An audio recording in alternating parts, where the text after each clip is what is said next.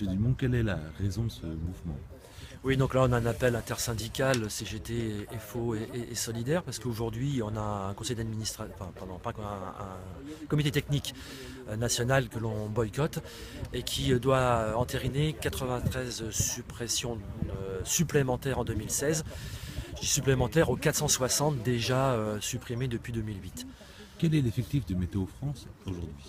Alors, en 2016, on passera sous la barre des 3000, c'est-à-dire qu'on est un peu en dessous des 3100 à l'heure actuelle. Et combien sont-ils à Lannion? À Lannion, nous sommes, je dirais, plus que 66, on a perdu 18 emplois sur les 8 ans. Et combien de postes menacés à Lannion? Alors tous les ans on a un ou deux postes l'année prochaine et puis en fait c'est au gré des départs en retraite, mais comme on a des départs en retraite très importants dans les 10 ans à venir, y compris ici, hein, on a un tiers de l'effectif qui va partir en retraite et on craint fort d'une part pour le remplacement et le maintien de notre activité et y compris bien sûr pour le maintien de l'implantation. Quelles conséquences sur les services?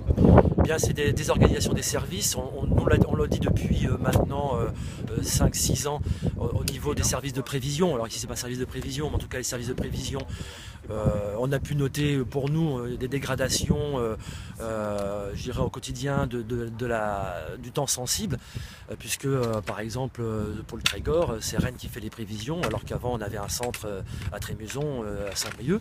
Voilà, il ne reste plus que Brest et Rennes en termes de centre d'exploitation météorologique pour toute la Bretagne.